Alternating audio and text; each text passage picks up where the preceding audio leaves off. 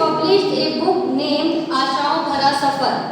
His main motive is to spread awareness regarding physically disabled people and to change the thoughts of society towards these persons. So, not taking much time, I would like to request our director, Professor Yogendra Singh sir, to welcome and honor our guest of today's event, Mr. Sunil Pathik. Please, sir.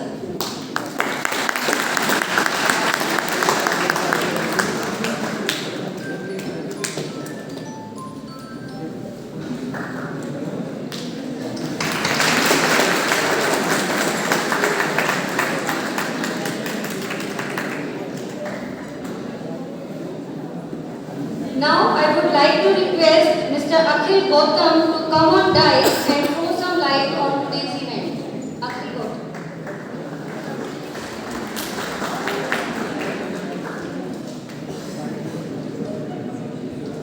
ना थके हैं पाँव कभी ना ही हिम्मत हारी है, ना थके हैं पाँव कभी ना ही हिम्मत हारी है, मैंने देखे हैं कई दौर और आज भी सफर जारी है।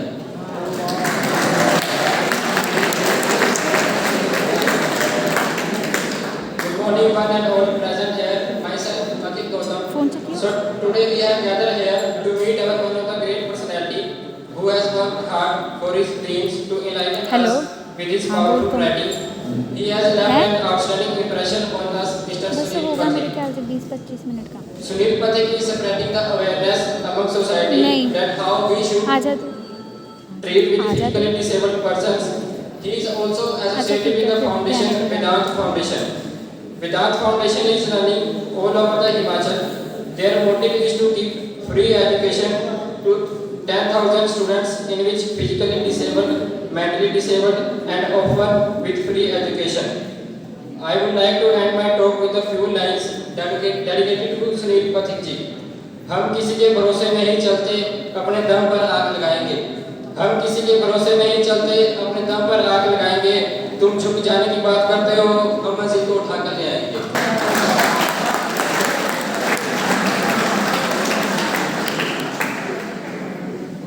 Dedicated to my friend Pankaj Palwar, he is also a president of Vedant Foundation. दोस्ती के लिए मैं दिल तोड़ सकता हूँ, दोस्ती के लिए मैं दिल तोड़ सकता हूँ, पर दिल के लिए दोस्ती नहीं। कौन कहता है कि दोस्ती यारी बर्बाद करती है, कौन कहता है कि दोस्ती यारी बर्बाद करती है, निभाने वाला हो तो पूरी दुनिया याद करती है।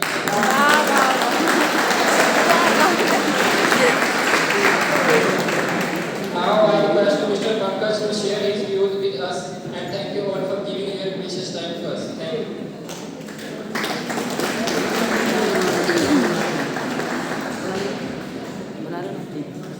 इस माझी की कश्ती में जालिम दुनिया की बस्ती में, इस माझी की कश्ती में जालिम दुनिया की बस्ती में, अगर साथी को छूटे तो अकेला चलना पड़ता है। दुनिया में जिंदा रहने के लिए रोज थोड़ा थोड़ा मरना पड़ता है, दुनिया में जिंदा रहने के लिए रोज थोड़ा मरना पड़ता है।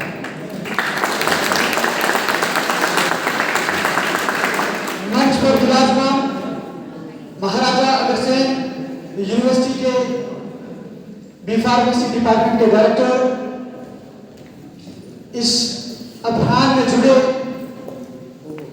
मेरे आदरणीय योग्य हिमाचल प्रदेश के उभरते हुए लेखक साथी सुनील पथिक जी, जिला समूह के वेदांत फाउंडेशन के अध्यक्ष और इस यूनिवर्सिटी में अध्ययन करने वाले साथी अखिल जी, और इस हॉल के अंदर मौजूद मेरे आवास के दायरे के अंदर बंधी महाराजा अग्रसेन विश्वविद्यालय की युवा एवं प्रमुख छात्र शक्ति साथियों, मैं पंकज पलवर आज आपको एक ऐसी शख्स से रूबरू करवाने जा रहा हूं जो हिमाचल प्रदेश जिला चंबा की प्रसिद्ध प्रतिनिधि डलहौजी से जो संबंध रखते हैं।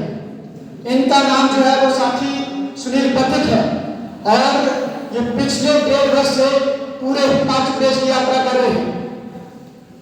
और इस यात्रा का जो मुख्य उद्देश्य है मैं आपको बता दूं कि इन्होंने जो एक किताब लिखी है, उस किताब का टाइटल है, उस किताब का शीर्षक है आशाओं भरा सफर।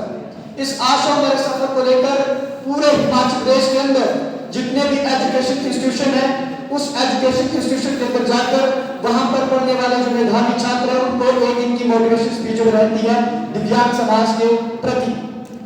आप तमाम साथी जानते हैं कि ये जो पीरियड है, ये जो काल है, ये अत्यंत पीड़ादायक काल है। कोरोना महामारी चीन के वुहान शहर से यह महामारी जो शुरू होती है और बड़ी तेजी के साथ इसकी जो लपटें हैं, इसकी जो चिंगारी है वो पूरे विश्व भर के अंदर फैलती है। अब जाहिर सी बात है कि जब ये महामारी पूरे विश्व भर के अंदर फैली तो इससे हमारा देश यानी हिंदुस्तान जो है वो भी अछूता नहीं रहता। और न जाने कि इस महामारी के कारण कितने बेटियों की, कितने बेटों की और कितने महान हस्तियों की जान जो है वो इस महामारी के कारण जाती है। हम इस मंच के माध्यम से वेदांत फाउंडेशन की तरफ से उनके परिवार के प्रति अपनी हार्दिक संवेदना प्रकट करते हैं, जाहिर करते हैं। लेकिन साथियों, इस कोरोना महामारी के कारण जो हमें एक सीख मिली, जो हमें एक सबक मिला, उस सीख के ऊपर, सबक के ऊपर चिंतन मंथन करना बहुत जरूरी है, बहुत लाजमी है। आप जानते हैं कि आप में से एक छोटा सा उदाहरण आपको देना चाहूंगा। अगर आप में से किसी भी साथी को, किसी भी विद्यार्थी को यह कहा जाता है कि आपको अपनी जिंदगी के महत्वपूर्ण 2 वर्ष जो इस बंद हॉल के अंदर बिताने हैं, तो मुझे लगता है, मेरा अनुभव ये कहता है कि शायद आप जो फ्रस्ट्रेट हो जाएंगे, आप मानसिक तौर पर परेशान हो जाएंगे। लेकिन ये हमारे सभ्य समाज की सच्चाई है, हकीकत है, और इस हकीकत से हम लोग गुरेज नहीं कर सकते कि दिव्यांग आदमी का जो जिंदगी का महत्वपूर्ण समय है वो एक बंद कमरे के अंदर बीता है। ये जो आज गेस्ट लेक्चर के रूप में जिनको यहाँ पर बुलाया गया है, इन्होंने अपनी जिंदगी के लगभग 16 साल एक बंद कमरे के अंदर बिताए हैं। आप कल्पना कीजिए, हम लोग एक विश्वविद्यालय के छात्र हैं, डिफरेंट विषय का अध्ययन हमने किया होगा। साइंस के अंदर जब रबर को खींचा जाता है तो कौन सा परिवर्तन होता है, इसका अध्ययन हमने साइंस के अंदर किया होगा। दिन और रात कैसे इकट्ठे होते हैं, इसका अध्ययन हमने ज्योग्राफी के अंदर किया होगा। हिंदुस्तान का नारा किसने दिया, इसका अध्ययन हमने हिंदी के अंदर किया होगा। मुंशी प्रेमचंद का नाम जब अपने सफर के अंदर निकले थे तो सफर के दौरान उन्होंने अपनी कितनी किताबें जो थी बेची थी, इसका अध्ययन भी हमने जो है वो गोदान के अंदर किया होगा। कौशिकता मानसिकता, इसका अध्ययन हमने मैथ के अंदर किया होगा। सारे गामा पाथी दिशा, इसका अध्ययन हमने म्यूजिक के अंदर किया होगा। इसके अलावा भी बहुत से ऐसे स्टूडेंट हैं, शारीरिक योग्यता और शारीरिक आरोग्यता, इसका अध्ययन हमने फिजिकल एजुकेशन के अंदर किया होगा। लेकिन एज ए लॉ स्टूडेंट मैं आपसे ये उम्मीद करता हूँ कि आप लोग इस देश का सबसे बड़ा कानून, इस देश का सबसे पवित्र ग्रंथ जिसको हम इंडियन कॉन्स्टिट्यूशन के नाम से जानते हैं, उस इंडियन कॉन्स्टिट्यूशन का मोटा अध्ययन आपने जो जरूर किया होगा। इस देश के कॉन्स्टिट्यूशन के अंदर जो है वो यूनिटी से डाइवर्सिटी की बात की गई है कि विभिन्नता में एकता। हिंदू, मुसलमान, सिख, ईसाई, बौद्ध, जैन, पारसी, यहूदी, आस्तिक, नास्तिक, विभिन्न प्रकार के जातियां हैं, विभिन्न प्रकार के धर्म हैं। और इसी कॉन्स्टिट्यूशन के अंदर एक हमारी प्रस्तावना है जिसको हम की ऑफ इंडियन कॉन्स्टिट्यूशन के नाम से जानते हैं। यानी पूरा जो कॉन्स्टिट्यूशन, उस कॉन्स्टिट्यूशन का जो निचोड़ है उसको जो प्रस्तावना कहा गया है। और उस प्रस्तावना के बाद हमारे फंडामेंटल राइट है जिसका अध्ययन हमने आर्टिकल 12 से लेकर आर्टिकल 35 तक किया होगा।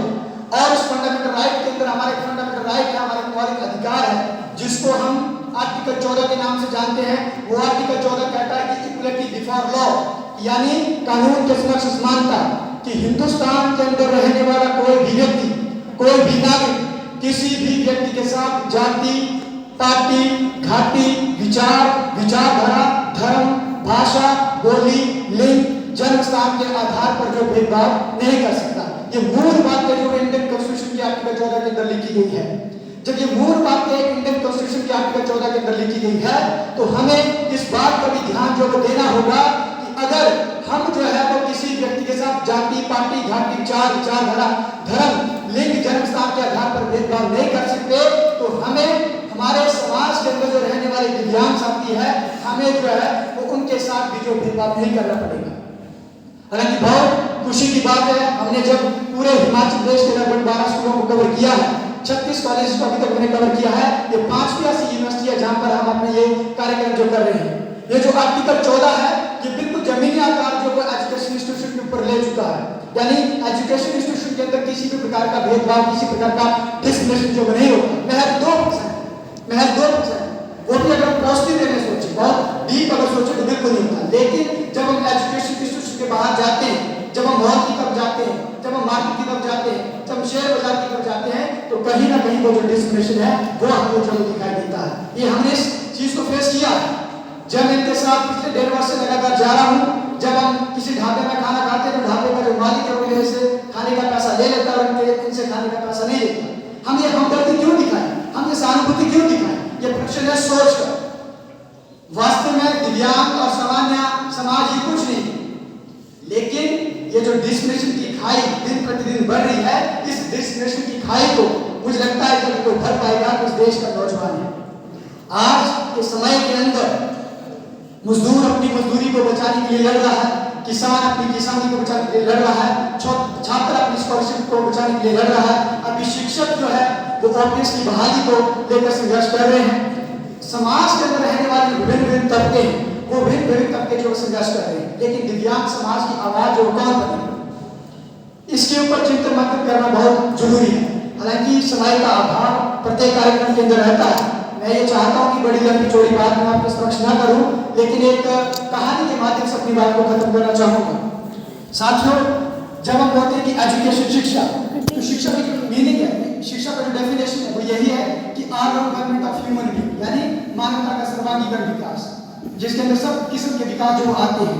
एक बार क्या हुआ कि भरे बाजार में सेठ नाम का व्यक्ति हुआ करता था, और वो सेठ नाम का व्यक्ति जो था उसका एक बहुत बड़ा डंका जो उस बाजार के अंदर बसता था, और उसकी दुकान के बगल में एक छोटी सी अवंती नाम की लड़की ने वहां पर दुकान खोली, और सेठ जो था उस लड़की से ईर्ष्या करने लगा, एक प्रकार से जलने लगा, एक प्रकार से वैर भाव करने लगा। क्योंकि अवंती ने जब अपनी वो दुकान खोली तो अवंती का नाम जो है बड़े दौलत शोहरत के नाम वहां का जो लोग थे वो लेने लगे। अब सेठ को उस ईर्ष्या, उस प्रशंसा से ईर्ष्या होने लगी, और सेठ ने क्या किया कि अवंती का मेंटल लेवल चेक करने के लिए छोटा सा कपड़ा जो है वो अवंती के पास लेकर जाता है सेठ, और अवंती को कहता है कि अवंती, आपकी मैंने बहुत प्रशंसा यहाँ के स्थानीय लोगों से सुनी है, आप इस कपड़े को रंग दो, आप इस कपड़े को सिल दो। तो अवंती ने सेठ को पूछा कि ऐसे इस कपड़े को किस रंग में रंगूं, कौन सा इसको आकार दूं? तो सेठ कहता है कि आप इस रंग को काला, पीला, हरा, बैंगनी, मतलब तमाम किस्म के रंगों के नाम गिना देता है कि आपने इस रंग के अंदर नहीं रखना है, बाकी आप किसी भी रंग के अंदर रख सकते हैं। चूंकि सेठ की इच्छा शक्ति नहीं थी कपड़े को सिलवाने की, कपड़े को रंगने की, सेठ एक मेंटल लेवल चेक कर रहा था, सेठ उसको नीचा दिखाना चाहता था क्योंकि सेठ को ईर्ष्या थी।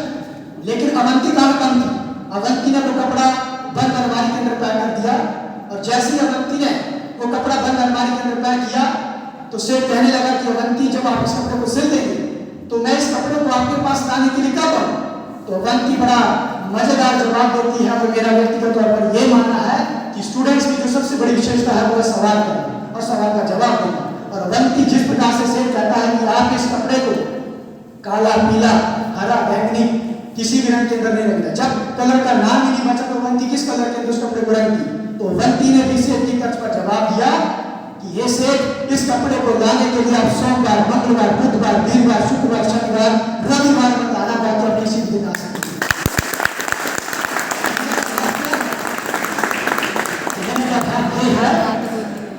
वास्तव में विभिन्न एजुकेशन, अक्सर हम लोग ये कहते हैं कि विश्वविद्यालय का स्टूडेंट जो है वो समाज के ऊपर सर्च करता है।